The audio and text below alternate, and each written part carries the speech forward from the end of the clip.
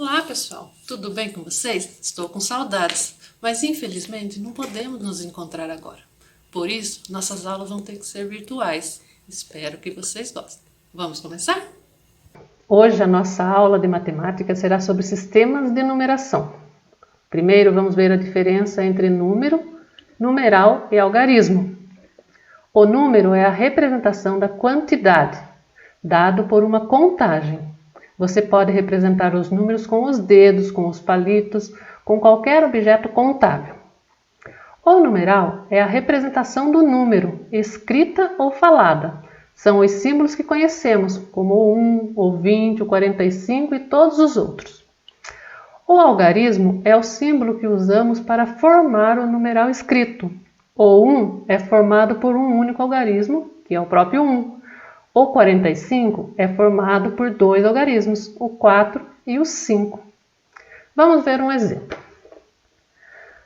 Aqui nós temos a contagem que foi feita nos dedos. Vocês viram que ela não é representada por nenhum símbolo? Então isso é um número. Agora vamos representar os dedos com os símbolos que conhecemos. Então temos os numerais. Na contagem final dos dedos, encontramos o 10, que é composto por dois algarismos, o 0 e o 1. Agora nós vamos falar do sistema de numeração mais usado, que é o sistema de numeração decimal. Ele tem esse nome pois utiliza o 10 como base. As representações nesses sistemas são dadas por sequência de algarismos indo-arábicos. 0, 1, 2, 3, 4, 5, 6, 7, 8, 9. E essas sequências podem representar qualquer numeral. Lembram que a gente tinha falado que 10 era usado como base? Então, a cada 10 unidades que agrupamos, nós temos uma dezena. A cada 10 dezenas, temos uma centena. A cada 10 centenas, temos um milhar, e assim por diante. Nós podemos falar que o sistema é posicional, ou seja, o valor que cada algarismo representa depende da posição que ele ocupa. Então, o número pode ter valores diferentes. O 5, por exemplo, na casa das unidades vale 5, mas na casa das centenas vale 500. Vamos entender como funciona o agrupamento. Temos as unidades 1, 2, 3, 4, 5, 6, 7, 8, 9 e chegamos no 10. Mas temos que lembrar que 10 unidades são uma dezena. Então, vamos mudar a casa do 1. O mesmo funciona de dezena para centena. Quando chegamos em 99, se adicionarmos uma unidade, teremos 10 unidades, ou seja, uma dezena. E ao transferir essa dezena, nós acumulamos 10 dezenas, ou seja, uma centena. Nós podemos representar os números do sistema decimal através de um ábaco. Vamos usar como exemplo este número aqui. Ele possui 5 unidades. Então, na casa das unidades, nós vamos colocar 5 peças. Ele possui 2 dezenas. Então, na casa das dezenas, nós vamos colocar 2 peças. Ele tem 3 centenas. Então, na casa das centenas, nós vamos colocar 3 peças. Agora, nós vamos para os milhares. Ele tem 0 unidade de milhar. Então, nós vamos deixar esta casa vazia e vamos para a próxima. Ele possui uma dezena de milhar. Então, nós colocaremos uma peça. Esse número pode ser lido da seguinte maneira: 10.325. Agora que já entendemos como funciona, nós vamos ver as divisões do sistema decimal. Ele pode ser dividido em classes e ordens. Cada ordem é representada por um algarismo e elas são contadas da direita para a esquerda. As classes são representadas por um conjunto de 3 algarismos e também são contadas da direita para a esquerda.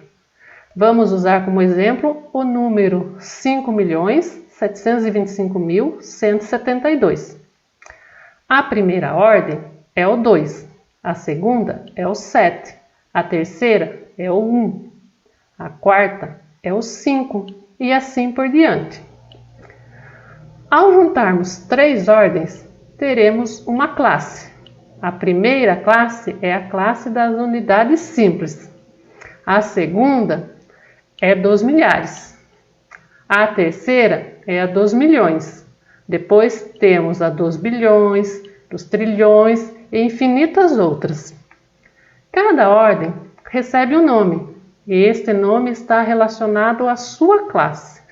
Por exemplo, o 2, o 7 e o 1 estão na classe das unidades simples, então eles recebem apenas o nome de unidades, dezenas e centenas. Já o 5, o 2 e o 7 estão na classe dos milhares, então seus nomes serão unidade de milhar, dezena de milhar e centena de milhar. O mesmo acontecerá nas outras classes, cada um com o seu nome. Podemos usar isso para ler o número. Temos o 5 na classe dos milhões, então 5 milhões. O 725 na classe dos milhares, então 725 mil. E 172 na classe das unidades, então 172. Chegando em 5.725.172. Vamos falar agora da importância do zero no sistema de numeração decimal. O zero ocupa uma casa nesse sistema. Ele indica a ausência de números nesta ordem. Usaremos o número 5.020 como exemplo. Ao decompor este número, nós temos 0 unidades, 2 dezenas, que representam 2 vezes 10 unidades, 0 centenas, que é igual a 0 unidades, e 5 unidades de milhar, que representam 5 vezes 1000 unidades. Mas o que acontece se tirarmos o zero desses números? Ficaremos com o número 52, que se decompormos, veremos que possui 2 unidades e 5 dezenas, que representam 5 vezes 10 unidades. Como isso tudo pode aparecer em exercício? Desculpa, pessoal. Vamos ver alguns exemplos. O primeiro é uma atividade de decomposição do número 93.121. Vamos dividir as suas ordens. Temos uma unidade, 2 dezenas, 1 centena, 3 unidades de milhar e 9 dezenas de milhar. Ou seja, 1 vezes o 1, 2 vezes o 10, 1 vezes o 100, 3 vezes o 1000 e 9 vezes o 10.000. A decomposição, que é a resposta desse exercício, é a soma de tudo isso.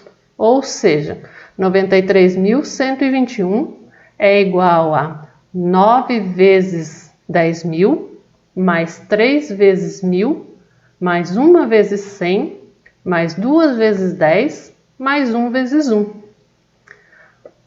Outro exercício que podemos fazer é a análise de ábacos. Nesse exercício, nós teremos que ver qual é o numeral que está representado no ábaco. No primeiro caso, temos um número com 2 unidades, 3 dezenas e 1 centena. Então, teremos o número 132.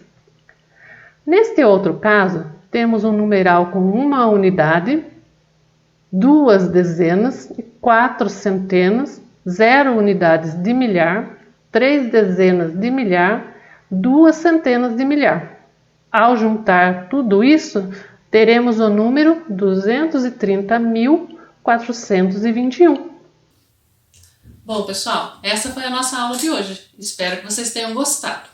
Agora, vão lá no cantinho do aluno e respondam algumas atividades que eu deixei lá. Procure registrar tudo no caderno, tá bom?